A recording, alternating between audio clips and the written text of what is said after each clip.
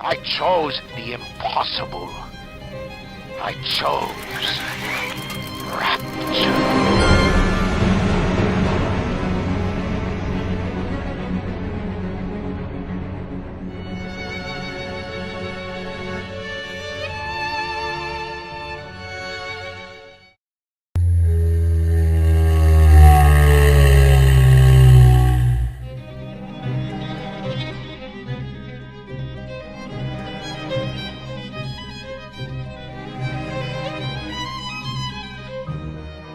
Would you kindly?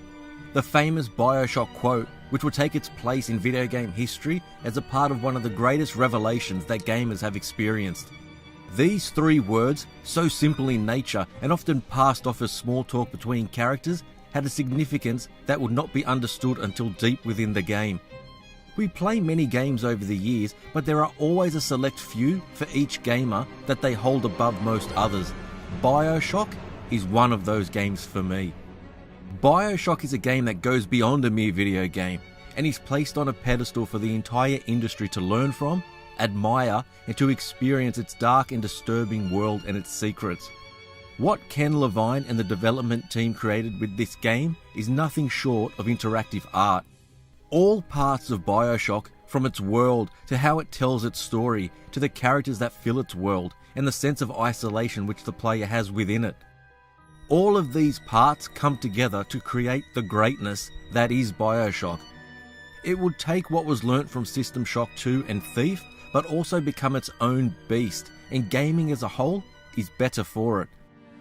From the minds of Ken Levine and Irrational Games, this video is about the brilliance that is Bioshock.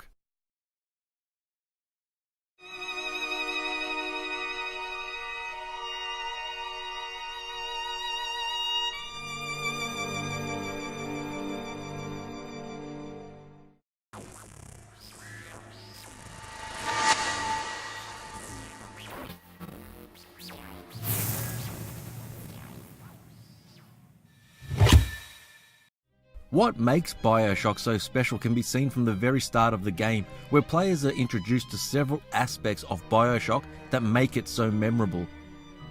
The setting of Rapture is one of the greatest digital worlds to be created, and its location of it being underwater, that is why players have a sense of such isolation in this world. Deep beneath the surface of the ocean lies this huge engineering feat, a supposed underwater utopia for society's greatest minds. With the weight of the ocean literally pushing against each corner of the city, but then the weight of the morally corrupt experiments that take place within its walls could be seen as even greater. We see how the ocean takes its toll on the city, with water trying to creep into everywhere, water running down its walls and puddling onto the floor. We see the aftermath of the experiments on these same walls and floors, with the violence that has been undertaken within this supposed utopian environment. Bioshock turns Andrew Ryan's dream into a nightmare for players and its inhabitants, and we can see the downward spiral of this dream in each and every room that we visit. For Bioshock to hook the player, it needed to create a world unlike any that had been experienced previously. Players are transported to this world with no idea of its existence or what has taken place. Once the world of Rapture had been created, then it needed a story to take advantage of it. Bioshock chooses not to use many cutscenes to tell the story to the player. The ones that are present use the in-game engine, but the bulk of the exposition comes through the audio recordings found scattered around the world. These have been used in other games to varying degrees of success, but their place within Bioshock is where they truly shine.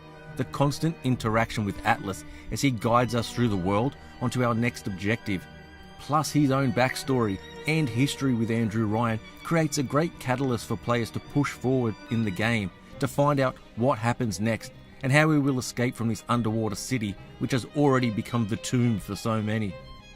The story introduces us to more characters such as Tenenbaum, Steinman, Cohen, along with the mysterious Frank Fontaine, which part of the game world is named after.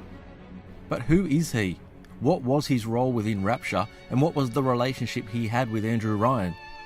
And what of the downward spiral of Cohen, now a recluse who who seems to enjoy the suffering of others, perhaps taking his joy of drama and theatre too far. The way the game funnels the player through the various areas of Rapture, whilst constantly giving us information about the city's inhabitants through recordings, is brilliant. New characters are presented in different areas with their own backstories with other characters, and their often complex relationship with what Rapture became and what it was meant to be. With much of the story being contained within these optional recordings scattered around the damaged city, players can ponder whether the characters are still alive and what became of them. But we also hear Atlas and Andrew Ryan converse with us in the present. Atlas through navigating us through the game world, and Ryan sometimes having a direct impact on the area we are in. The more we hear and listen to what Ryan says and does, gives us greater insight into his vision for the city and its inhabitants. But hearing that vision when we first enter the city after the plane crash, we see the vision fall apart the deeper we go into Rapture and the more we hear about the story. One such moment where players realise the gravity of the situation is when introduced to the large, hulking figure of the Big Daddy. Once maintenance workers for the city, Ryan and Su Chong would create the forced relationship between the Big Daddy and the Little Sister. Big Daddies were mainly criminals and the insane who had no choice in becoming this creature. They are humans who have been genetically modified with Adam, and where their dive suit body armor has now become one with their body. They wander Rapture with a role to protect the Little Sisters, once children who have been mentally modified to collect Adam from the dead bodies that lay around Rapture. This demented father-daughter relationship is an integral part of what makes Bioshock such an amazing game. The way the Big Daddy protects the Little Sister when threatened, or how the Little Sister cries when her Mr. Bubbles has been killed. The player now free to rescue her or harvest her for Adam. The creation of these two types of characters shows the extent of what Andrew Ryan wanted to do with Rapture. Free from the constraints of politics, God, or any sort of morality, a place where the great were free to follow whatever they wished, but where many would end up in conflict with one another. Others, such as Big Daddies, Little Sisters and the Splicers, would exist in the limbo of Rapture, wandering its empty halls on the constant pursuit to find more Adam.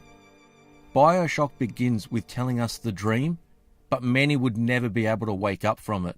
In the case of Big Daddies and Little Sisters, there would never be a proper father-daughter relationship, just the hollowness of what was forced upon them. Apart from the detailed world of Rapture, the music in the game perfectly fits with the time period and shows that this setting will be forever stuck in time, unable to progress. The music transports players into this time period, whilst the sound effects bring to life the world around us.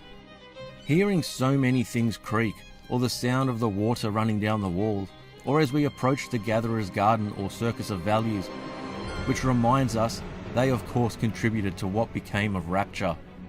And just on a side note, the Circus of Values is expertly voiced by Ken Levine himself.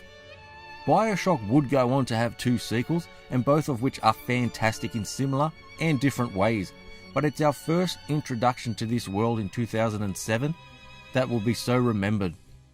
With a development team unsure whether the game would find success both critically and commercially, especially when early playtests did not instill confidence within the team. But Bioshock would go on to be one of the greatest games I have played. When everything in a game comes together and works together this well, we get an instant classic. As Andrew Ryan said, it wasn't impossible building Rapture at the bottom of the sea. It was impossible building it anywhere else. For Bioshock, it wasn't impossible building its various parts. It was impossible to have them all come together so well and not be one of gaming's greatest experiences.